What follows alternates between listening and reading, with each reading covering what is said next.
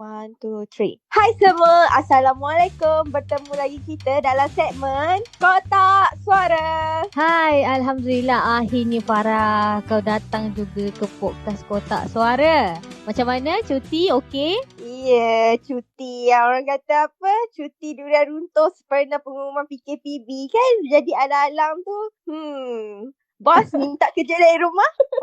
Episod 11 kali ini kita bawakan seorang anak muda. Siapa anak muda tu Farah? Anak muda ni pastinya dikenali oleh peminat-peminat Titanic di luar sana. Terutamanya yang telah membeli buku The Patriot yang bertajuk Titanic di Hujung Jari, iaitu Aiman Hakim.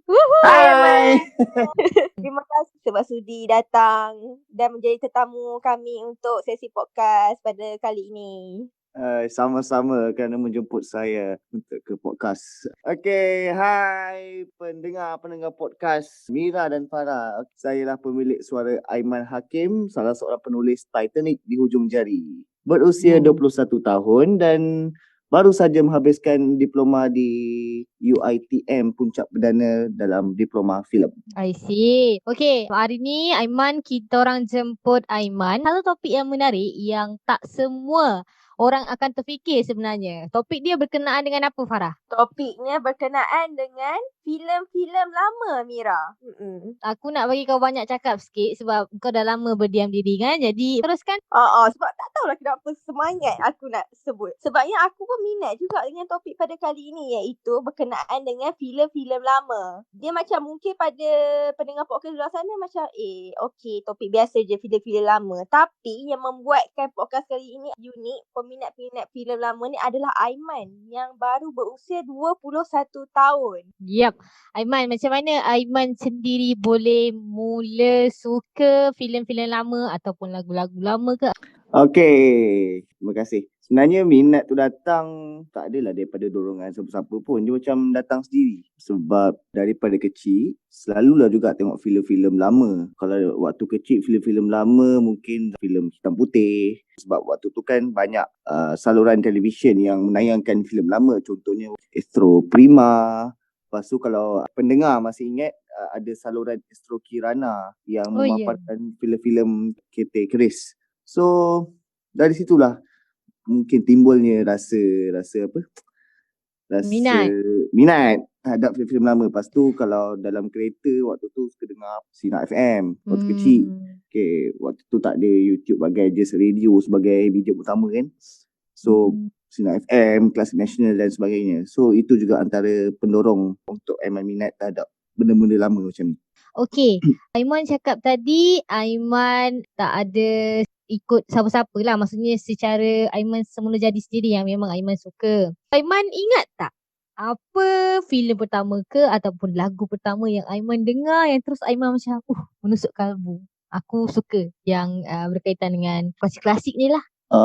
Okay, kalau nak kata minat terus first time tengok minat tak ada kot. Tapi seingat Aiman lah filem pertama yang Aiman tengok ialah Seniman Bujang Lapuk. Okay. Lepas tu of course dalam Seniman Bujang Lapuk ada lagu-lagu yang dimainkan, jadi tak langsung tu merupakan antara lagu terawal daripada era-era tersebut yang Aiman pernah dengar. Dan minat tu secara mendalam bila Aiman tengok cerita Gurindam Jiwa. Kenapa Kenapa Aiman suka cerita Gurindam Jiwa tu? Apa yang istimewanya dengan cerita tu? Filem Gurindam Jiwa ni dia bagi Aiman sebuah filem yang harmoni. Dia tak ada macam standard filem-filem waktu zaman tu, adanya orang jahat lah, adanya antagonis, protagonis dan sebagainya. Filem tu memang cukup harmoni. Kalau pendengar pernah mendengar lagu Gurindam Jiwa, macam mana lagu dia, macam tu lah filem dia. Boleh nyanyikan sikit tak? Alamak, tak boleh. Nyanyi sikit. Mungkin pendengar-pendengar podcast sana ataupun Mira sendiri dah lupa dah lagu-lagu dalam Gurindam Jiwa tu. Nyanyilah sikit. Kita kan dalam mood klasik ni. Alah. Macam selalu je dengar Aiman menyanyi dalam office tu. Iya, betul. Dah rahsia. Okey, sikit je. Okey, boleh. Okay. Intai kami antara nampak, esok jangan rindu-rinduan. Gitu. Buat pertama kalinya Aiman menyanyi untuk pendengar podcast suara. Selain cerita Gurindam Jiwa tu, Aiman ada tak maksudnya macam karakter yang paling Aiman suka lah tentang cerita-cerita klasik ni? Kalau cerita klasik tu ada sebenarnya, tapi banyak tau. Okey, Top Aiman 3 Aiman. bagi top 3. Ni maksud klasik bagi Aiman ni bukan tertakluk pada filem-filem Melayu je tau. Maksudnya filem-filem Hollywood pun ada juga. Kalau karakter yang berminat tu Charles Lightoller dalam A Night to Remember 1958. Kalau Kenapa? Melayu dan kenapa tadi yang aktor Okey. luar negara tu? Kalau Melayu memang suka watak dalam cerita Hang Jebat, iaitu Hang Jebat, Nordin Ahmad. Okey, soalan Farah, kenapa? Untuk dua-dua tu. Okey, untuk filem luar tu, Charles Lightoller dari filem A Night to Remember tu, dia memaparkan heroism yang realistik berdasarkan filem tu sebenarnya berdasarkan buku. Jadi buku yang bertajuk sama iaitu A Night to Remember. Jadi apa yang dipaparkan watak di dalam buku tu sama seperti apa yang digambarkan dalam filem. So seolah-olah buku yang membaca mengenai filem tu dia hidup. Untuk yang tak tahu, filem tu sebenarnya filem berkisahkan Titanic dan Charles tu adalah pegawai kedua Titanic. Jadi dia sedikit sebanyak menggambarkan bagaimana pegawai tu beraksi lah. Pegawai tu melakukan tugasannya sewaktu kejadian sebenar. So dalam filem Melayu, Hang Jebat ni, kenapa yang suka Hang Jebat? Dia memaparkan watak anti-hero. Biasa kalau kita tengok filem, hero lah, heroin lah. Kalau Hang Jebat dia anti-hero. Berbeza dengan Hang Jebat yang dipaparkan di dalam filem Hang Tuah. Untuk macam Mira lah, Mira ni maksudnya keluar daripada orang-orang perfilman lah. Jadi terms-terms yang Aiman guna ni, boleh tak Aiman jelaskan apa itu anti-hero lah? Anti-hero tu apa semua. Anti-hero ni maksudnya, biasa kita tengok filem, mesti ada hero, heroin. Filem biasa yang klise kan. Tak kisahlah, filem dulu ke filem sekarang ke, mesti ada hero yang menggambarkan heroin yang jadi tunjang filem kan. Jadi dalam filem Hang Jebat ni, dia memaparkan pemberontakan, rebellious. Sisi lain Hang Jebat. Hang Jebat anti-hero ni maksudnya, dia bukanlah, dia membela nasib kawan dia dengan cara yang berlainan daripada apa yang biasa kita tahu, apa yang biasa kita fikirkan. So seems like outside of the box mungkin. Okay. Farah, one thing yang aku tertarik dengan Aiman ni kan, masa first Aiman ni join dengan kita, Aiman macam join dengan kita punya satu company lah. Okay. Dia selain dia dengan Titanic dia tu, dia suka nyanyi lagu lama. And lagu betul. first yang aku dengar adalah lagu Sungguh Murni. Kau tahu tak tu lagu apa, Farah? Aku tak tahu, tapi yang aku tahu kalau Aiman pasal YouTube mesti lagu-lagu lama akan berkumandang kat office tu. Dan aku tahu memang daripada laptop dia, bukan daripada laptop orang lain. So dia jadi macam satu, merasa Aiman boleh jadi satu contoh yang baik lah untuk anak-anak muda. Memang tak cakap lah budak zaman sekarang, mungkin juga budak-budak macam 90-an ke, yang mungkin sekarang ni masih dalam lingkungan 20-an ke, diorang tak ramai juga yang suka sebenarnya filem-filem klasik, lagu-lagu klasik. So macam Aiman sendiri pun, Aiman minat mungkin sebab secara semula jadilah, and then Aiman pun masuk kos perfilman. So mesti Aiman belajar banyak benda. Betul. Yang Mira perasan, Aiman pun untuk pendengar podcast juga yang mungkin baru follow kita orang, follow The Patriots, Aiman ni merupakan penulis artikel juga selain dia terbitkan buku Titanic. Jadi artikel-artikel Aiman pun berkaitan dengan cerita-cerita klasik. Tapi sejarah setiap pelakon klasik tu Aiman kenal tak? Aiman tahu tak? Boleh dikatakan kebaikannya tahulah berkaitan kegemilangan filem Melayu sebab dalam circle Aiman di luar office pun Aiman berkecimpung dalam kita orang dalam satu grup yang dipanggil Kelab Filem dan Muzik Melayu Klasik. So melalui kelab ni kami telah bekerjasama dengan Finas. Lepas tu kami pernah ada pihak daripada Singapura turut pernah minta tolong dekat kelab kita orang ni untuk menjadikan event veteran. Jadi Aiman juga dah pernah bertemu dengan beberapa artis veteran tinggal macam Wahid Sateh. Wahid Sateh, lepas tu Datuk Seri Maria Menado, dan Sofia Ibrahim, Nur Azizah. Adalah lagi 2-3 orang. Turut Aiman pernah jumpa Zaiton yang Oh ya? Ayu 20 sen.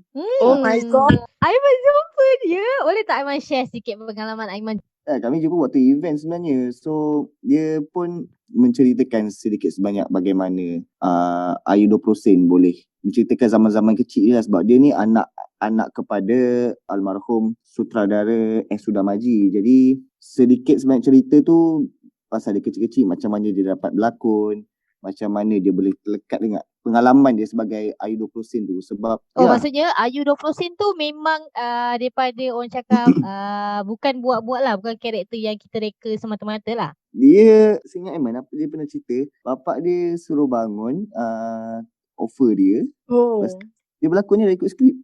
Bapak dia yang offer dia?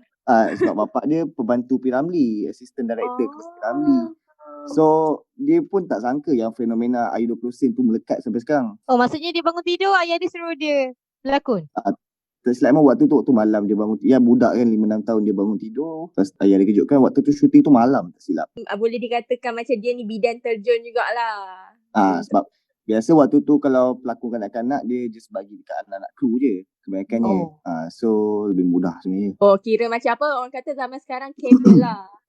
Zaman sekarang orang panggil kabel lah. Kuat kabel ni. Ada tak lagi cerita-cerita yang daripada pelakon veteran yang lain? Ada satu kisah tu dalam ni Datuk Maria Manado yang dikenali sebagai Pontianak pertama dalam filem lain. Sebelum Maya Karim jadi Pontianak, Pontianak Arusna Malam, Maria Manado telah menjadi Pontianak dalam filem Pontianak, tapi malangnya filem tu hilang. Kisahnya waktu dia syuting filem Pontianak ni dekat tak silap dekat Botanical Garden atau dekat area situ lah, rasanya area Botanical Garden.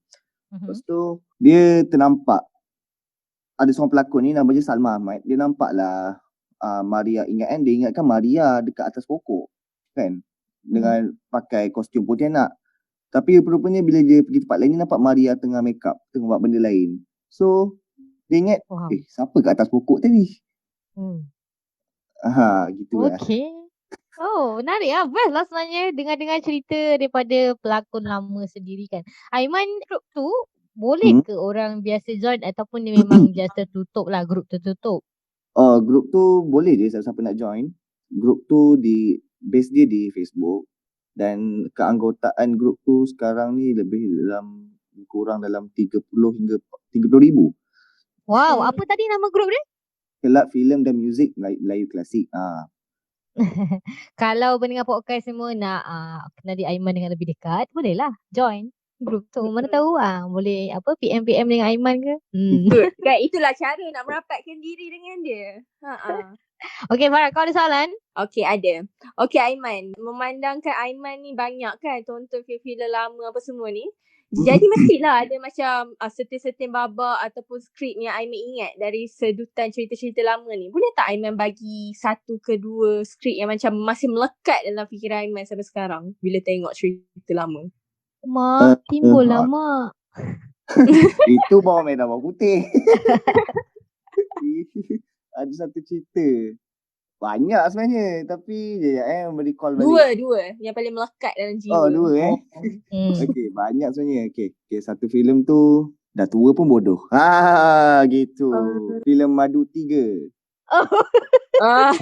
Okey, lagi? Lagi satu filem P. Ramlee juga. Tajuk dia Seniman Berjalapuk. Okay. Waktu tu dia cakap macam ni. Dia cakap, tuan suruh saya action, tapi tak suruh saya cakap. Itu dialog P. Ramlee, aku ingat cerita tu. Kelakar. Babak tu memang kelakar. Bodoh. Kecil-kecil tak nak mampus. Besar-besar menyusahkan orang. Aku rasa daripada situlah yang munculnya dialog tu kan, yang macam sampai sekarang orang guna. Betul. Kecil tu. Dialog tu kalau tengah marah mesti dia guna dialog.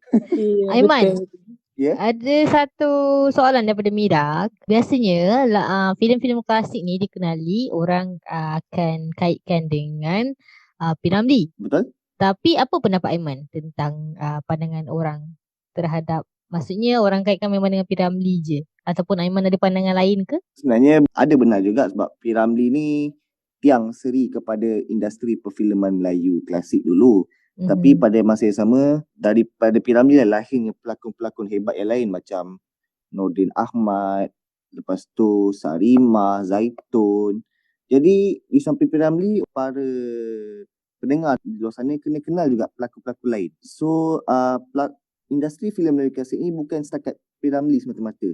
Sebab P. Ramlee pun dia pernah kata dia takkan hebat kalau tak ada orang-orang yang di sekelilingnya. Maksudnya macam tu. Okay, Aiman, selalunya term evergreen ni selalu kita kaitkan dengan filem-filem P. Ramlee lah yang dilakonkan oleh P. Ramlee. TV2 Betul. pun asyik ulang cerita P. Ramlee je. Tapi menurut Aiman apa lagi filem-filem klasik lain yang evergreen selain daripada filem P. Ramlee sendiri? Okay, kalau masuk 80-an, 90-an dia tak kira klasik lah. Dia macam retro. Klasik dia kira retro lah kan. So, Aiman, boleh tak ya? bezakan evergreen dengan retro? No, evergreen tu maksudnya dia relevant. Okay. Retro ni, klasik ni, filem klasik ni dia punya time frame dia daripada 1933 sampai 1975. Daripada 76 dikira macam retro lah. Dia still macam evergreen, tapi dia tak dikira sebagai klasik sebagaimana yang kita cakap filem-filem era hitam putih. Jadi dalam filem 90-an sebenarnya ada juga beberapa filem yang Aiman selalu tengok, macam filem Perempuan Isteri ... Sofia Jane kan cerita tu. Sofia Jane. Lepas tu Ringgit Kasorga, Suami Baba. Lepas tu Kaki Bakar. Kaki Bakar ni filem Malaysia pertama yang ditayangkan di Festival Filem Cannes, iaitu festival filem paling berprestij di dunia. Apa yang istimewa dia filem Kaki Bakar ni? Menjelang 90-an sebenarnya, dia macam ada beberapa sutradara seperti Uwe. Dia buat filem macam cakap tadi, dia anti-hero, dia buat filem untuk art, bukan untuk komersial. Okay? Filem Kaki Bakar ni dia kalau Mak Saleh dia dipanggil the arsonist. Dia suka membakar. Apa yang dia suka bakar, pendengar kena tengok sendiri lah. Okay, lepas ni Mira akan tengok. Awak tadi tajuk Boleh dia? tengok kat mana, Man? YouTube ada. Kaki Bakar. Okay. Kaki Bakar. Okay, bagi Aiman, apa beza filem-filem lama dengan filem-filem sekarang? Okay, kita nak dengar jawapan daripada seorang anak muda ni. Okay. Dia kalau first mutu lah. Sebab memanglah jauh beza filem sekarang dengan filem dulu. Tapi filem dulu, walaupun dia punya teknologi tak secanggih sekarang, tapi filem tu dia, macam mana filem tu boleh buat orang evergreen? Daripada skrip, kualiti skrip dan penceritaan kot. Ya, betul. Macam filem sekarang, dia kurang, bukan tak ada. Sekarang kita terlalu lambakan filem-filem macam kat TV, selalu filem cinta lah, escapism. Escapism tu tak berubah daripada dulu sampai sekarang. Kalau dulu escapism, hero dan susah, hero tangkap, cerita habis. Sekarang escapism dia mesti ada rumah besar, datuk, mega holding dan sebagainya. Jadi kita masih terlekat dengan benda tu. Yang kedua ialah naratif. Naratif tadi berkaitan dengan apa yang saya cakap sebelum ni tadi. Berkaitan dengan escapism dan sebagainya. Jadi filem sekarang dia predictable. Okay lah, kita dah boleh agak apa yang nak jadi lepas ni. Tak adalah memang pukul rata semua, tapi kalau kita tengok dekat TV kan, mesti sama je. Mula, tengah, ending. Sama. Tapi pada masa yang sama, ada juga filem-filem sekarang yang bagus, tapi jarang di-highlight. Jarang diketengahkan. Maksudnya filem geran yang memaparkan filem mengenai persilatan.